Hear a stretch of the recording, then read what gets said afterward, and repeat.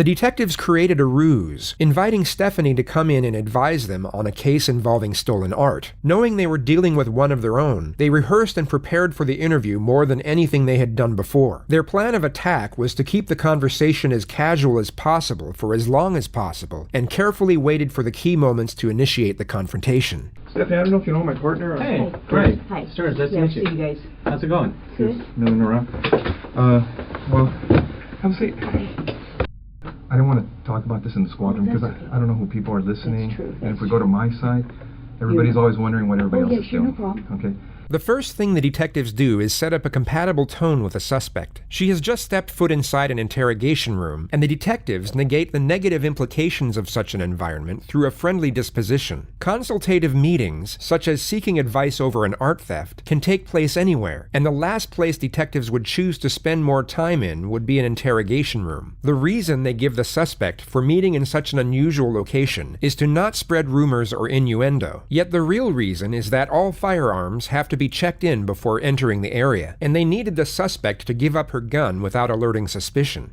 But like we're talking about being busy and stuff, we've been assigned a case that we've been looking at. Okay. It's a new case, and reviewing the case, there's some notes to see as far as your name being mentioned. Okay. Do you know John Rutan? Try and imagine for one moment that you savagely murdered a love rival in a jealous rage. Over 2 decades had passed since the act. Then all of a sudden, you're brought to an interrogation room and sat directly opposite 2 senior investigators who bring up the name of the man you committed first-degree homicide for. John Rutan? Rutan. The investigators already knew how to say John Rutan's name correctly. The mispronunciation was a simple strategy to see how the suspect would react. Setting aside the element of the murder, John Rutan was the second longest relationship in ستيفاني's life, and a psychiatrist later stated that this pause was 4 times as long as it should have been. She was already being deceptive by acting as if she hadn't thought about that name for so long, giving reason for her prolonged reflection, when in reality, the name John Rutan was engraved in her memory, and even when slightly mispronounced, it would have most likely taken milliseconds for her to realize exactly who the detectives were referring to. Right. Oh yeah, I went to school with him. You did? Yeah. How long did you know him? Gosh, I went to school in, let's see, went to UCLA in 1978 I started, and,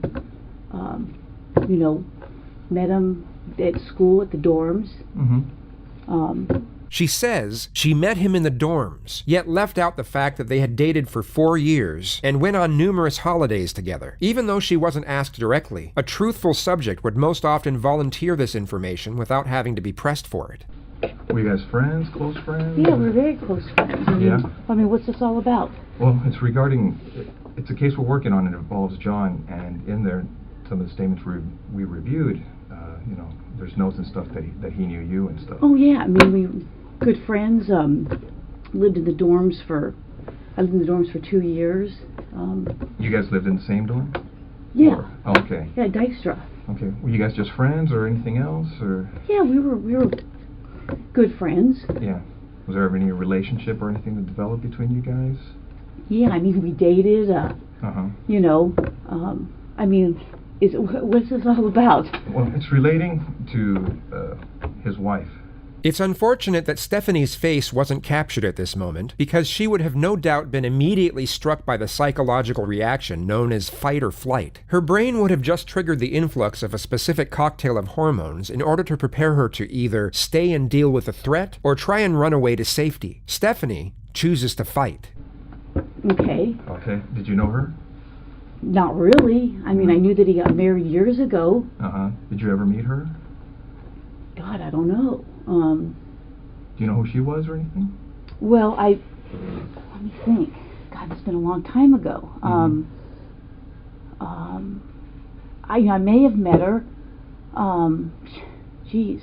The words gosh, God, gee are exclamatory remarks used to express surprise or strong emotion. You will see them used continuously throughout this interrogation, which is the suspect trying to insinuate a vague memory due to a lack of contemplation on the subject matter. She's trying to emit the impression that she would have had no reason to give any further thought to John, or anything related to John, since they stopped seeing each other over 2 decades ago. Yeah. Well, let me ask you. You said you dated John. How long did you guys date? I mean, Are you guys, is this something...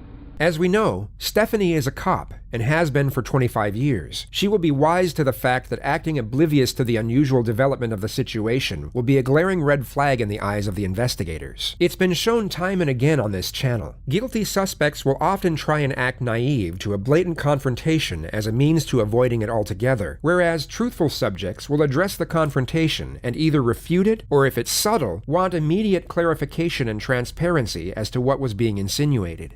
I mean, you said I was going to interview somebody about art and how you guys are... Here's I mean... Stephanie, here's the situation. It's basically, we knew that this, when we saw this in this chrono, that maybe, there was some relationship there. That's what the chrono seemed to indicate. The detective now subtly avoids the question altogether, but instead offers a deceptively reassuring response to the suspect. He makes a very sharp switch from the investigative subject matter to the previous topic of workplace rumors. He brings her focus back to the false perception of them being on her side. ستيفاني had just asked what was going on, and now he essentially replies with, "We are your friends. We're doing you a favor." And we didn't want to come up to you at your desk and ask those kinds of questions or do anything. You know how up there people can see what's going on if you go into an interview room, or people are in there getting supplies. Okay. So we wanted to afford you some privacy, some confidentiality to talk about this, because we thought it might be, something, you're married to someone else, obviously, and so forth, and that you may not want to, talk about these things in that setting where someone, we don't want the rumor mill or gossip or any of that kind of stuff to start. That's fine. I mean... So we did this just as a means to try and speak to you in just a confidential place where where your business isn't out there for other people in your division to know about. Whether it be shock or the total reluctance to accept the situation at hand, ستيفاني warily accepts the reassuring response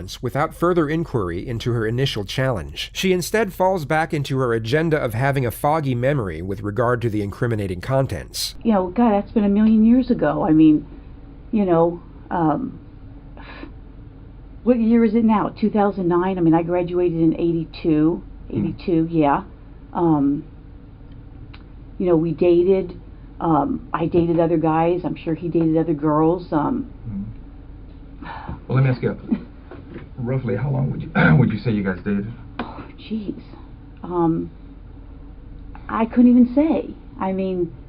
Notice how she now goes on to over-explain things that don't require an explanation, and weren't even inquired about. It's a clear-cut indication of hyperarousal and a derivative of TMT, also known as terror management theory. The suspect will go off on unrelated tangents as means for gaining momentary relief. Going into detail about trivial things affords her a brief escape from the terrifying reality eventuating before her. This is a very common occurrence in interrogations where the suspect is facing serious charges, and psychiatrists believe it to be a subconscious coping mechanism. I started school there in 78.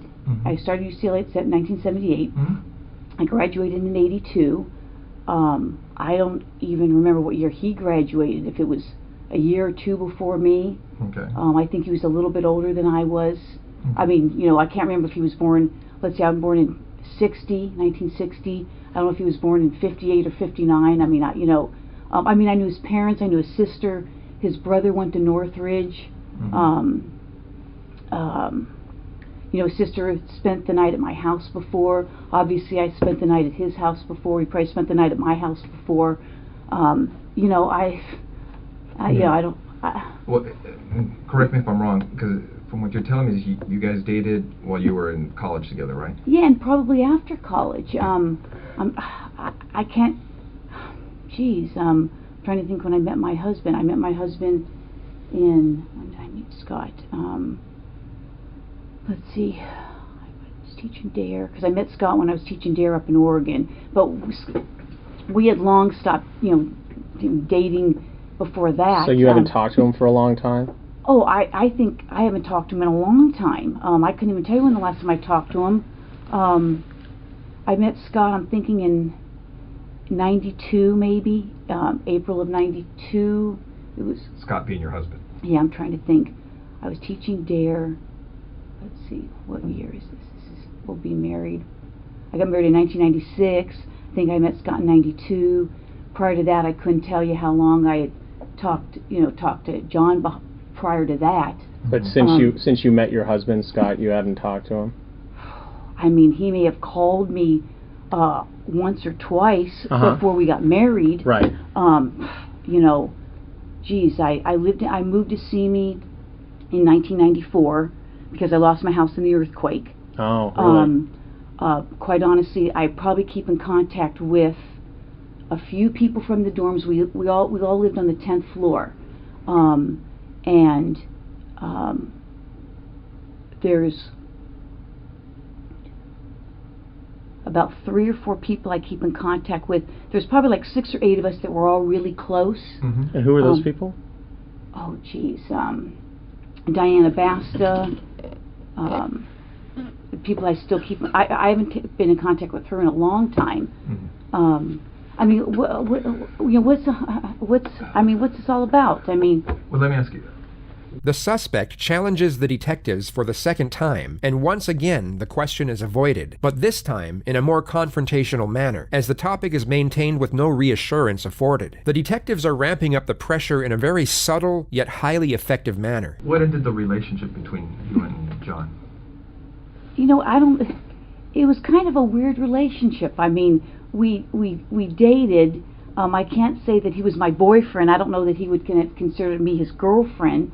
We dated. We did things. I played sports in college. He played basketball.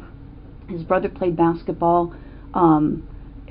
We just, it just didn't work out. I mean, I don't know what to tell you. It was like I went out with other guys, saw other guys. I went on lots of vacations. And once you guys split, were you guys still friends, or kind of, problems? Is it friendly, not friendly? No, I don't think it was not friendly. I mean, we were friendly.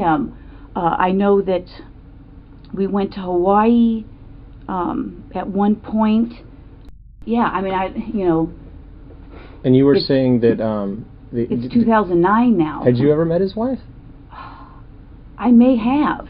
Do you remember her name or anything, or?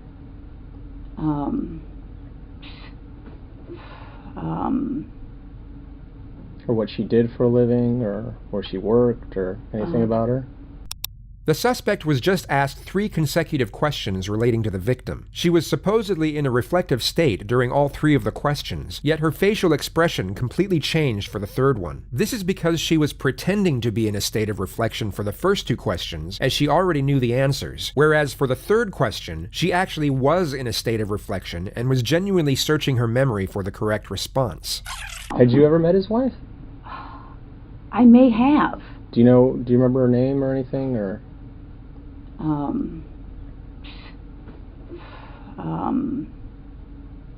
The 3rd question is about to be posed, and her focus is about to switch from pretending to be thinking to actually thinking. Or what she did for a living, or where she worked, or anything about her?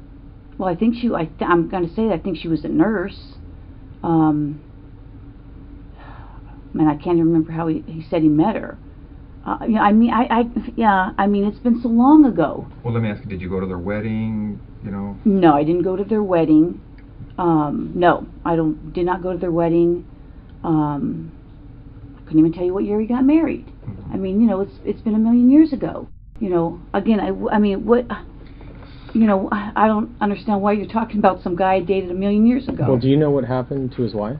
Yeah, I know she got killed. You wouldn't need to be an expert in body language to recognize the unmitigated terror emanating from the suspect's face at this moment. She had just verbalized the victim's tragic demise for the first time in most likely over 2 decades.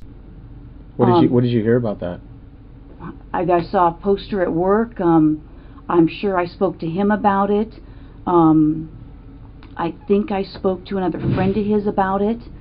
And how did you first learn about that? Jeez.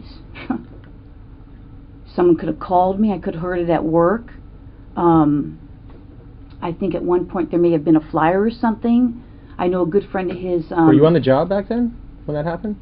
Yeah, I think so. Yeah, I'm sure I was on the job. That's why I would have heard about it with the flyer. He had a good friend, Mike Boldrick,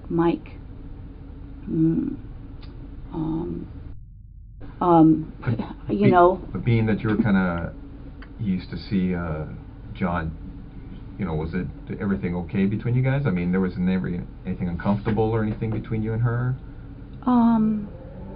8 separate witnesses testified that ستيفاني had confronted Sherry at the hospital she worked at, while the two of them were reportedly in an intimate relationship with John. The confrontation was said to have been highly aggressive, and ستيفاني had to be escorted off the premises by security. Reports stated that ستيفاني was by far the more combative and even made threats against Sherry's life. You know, I don't know. I mean, it's been so many years. I mean, uncomfortable. I mean, I can't even remember if we had a conversation. I mean, we may have. I may have seen her at his apartment. You know, geez, how many years ago was that? I don't even know what year she, got killed. Where was his apartment? Notice her passive disposition as she gives the following truthful response. On Roscoe. Okay. Yeah, Roscoe and east or west of DeSoto. Either east or west of DeSoto.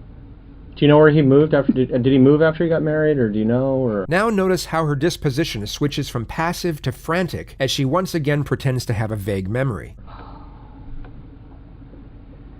I'm sure he did. Did you know where he was living, or? Somewhere in the valley. Did you ever visit him and his wife? No.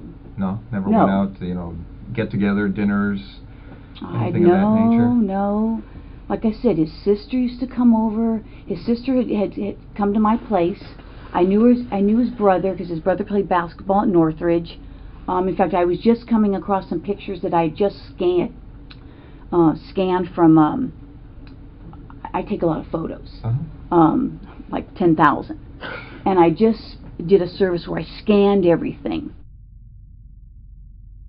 And after his wife died, did you talk to him again or anything? Yeah, I mean, I did talk to him. Mm-hmm. I talked to him, probably his parents, probably some other friends. I'm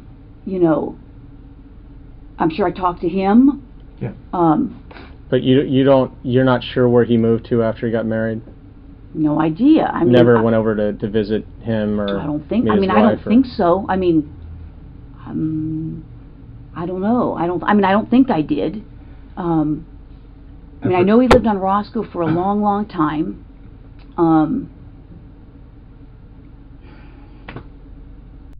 And you're right. I mean, if you guys are claiming that I'm a suspect, then I got a problem with with that. Okay. Okay, so if you're doing this as an interrogation, you're saying, hey, I'm a suspect. Well, now I got a problem with now you're accusing me of this. Is that what you're saying? We're trying to figure out what happened, ستيفاني. Well, I'm just saying. Do I need to get a lawyer if you're accusing me of this? You don't have to. I mean, you're just, here of your own free will. I mean, no. I know, but you're not under arrest. You can walk out. You can leave whenever you like. Well, but I'm trying to give you some background of how I knew him, and now you're telling me that somebody's saying that we had this big old fight, and I don't even know what you're talking about. And I don't want to get in trouble for something that I didn't even do, or you're saying I did something. Okay. Yeah, we understand. I mean, how would you guys like it if the tables were turned on you? I understand. No. No, that's what we're telling you. I mean, you're free to go whenever you want. If this makes you uncomfortable and you want to, now you're starting to make me uncomfortable. The thing is, I mean, detectives did what they could at that time on the crime scene. Okay, and the burglary thing you're talking about, that is an angle that they looked at. But now we're looking at everything else on the case because nobody was ever arrested on the case. I don't know that or not. Okay. Now, what we'd like to do is, obviously, about all the DNA stuff and things of the nature that gets done on cases nowadays. If we asked you for a DNA swab, would you be willing to give us one? Maybe.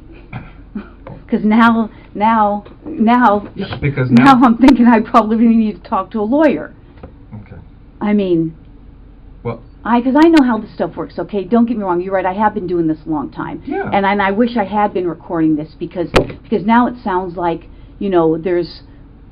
You're telling these people saying I'm fighting with her, and now it sounds like you're trying to, I've been doing this a long time. Yeah, we know. Okay, and now it almost sounds like you're trying to pin something on me. No, now I got that sense. Well, what it gets to on these cases, and you know it as well as I do, our job is to identify and eliminate suspects. I can't believe this.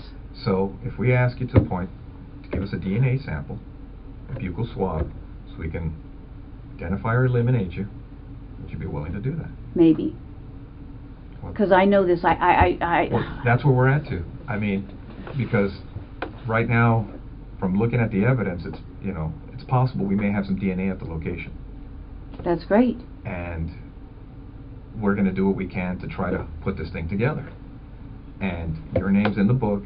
These people are pointing at you for whatever reason. I don't know why. That's just crazy. I mean, that's absolutely crazy. And it would be irresponsible on our part not to look at it. I know. You guys have to do your job, and I guess I'm going to have to contact somebody. So.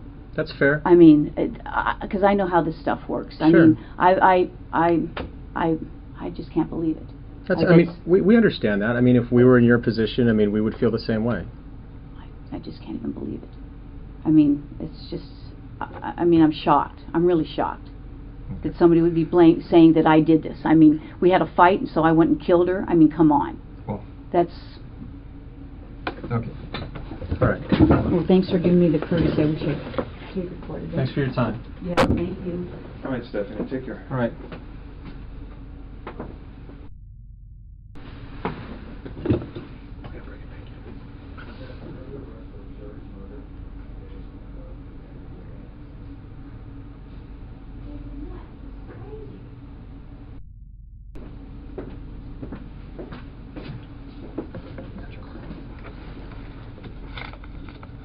This is absolutely crazy. Have a seat, Stephanie. This is insane. Okay.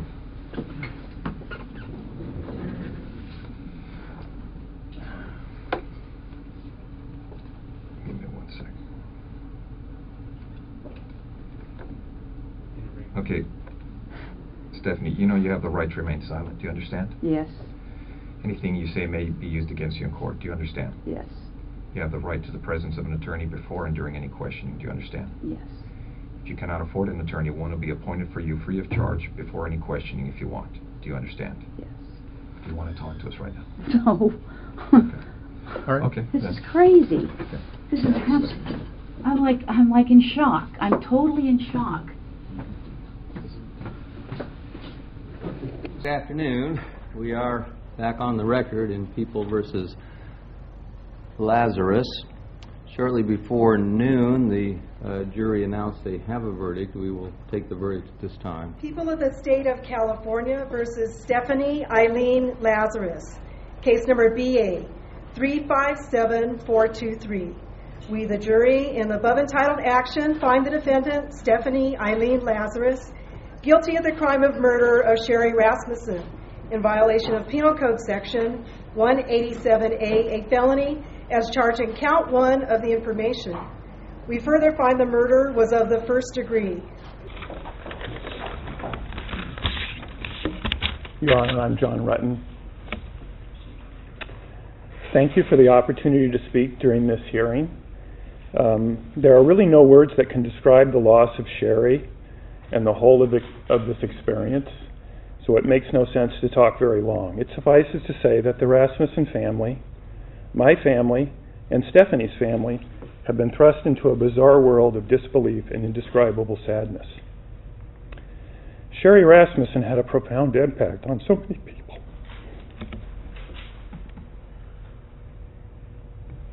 And I was proud that she agreed to be my wife. It was impossible not to notice Sherry when she entered a room. To me, her physical presence was startling. I can clearly remember the first moment I laid eyes on her.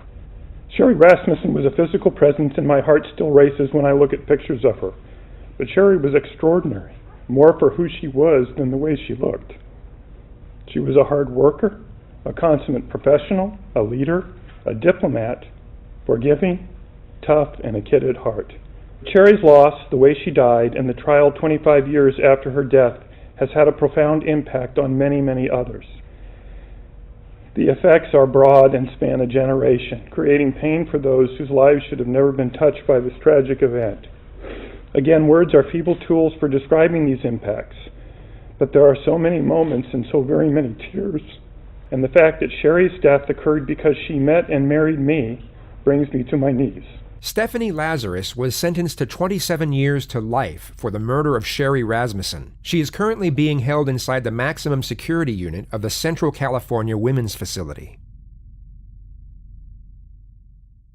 Any other cars that stand out in your mind?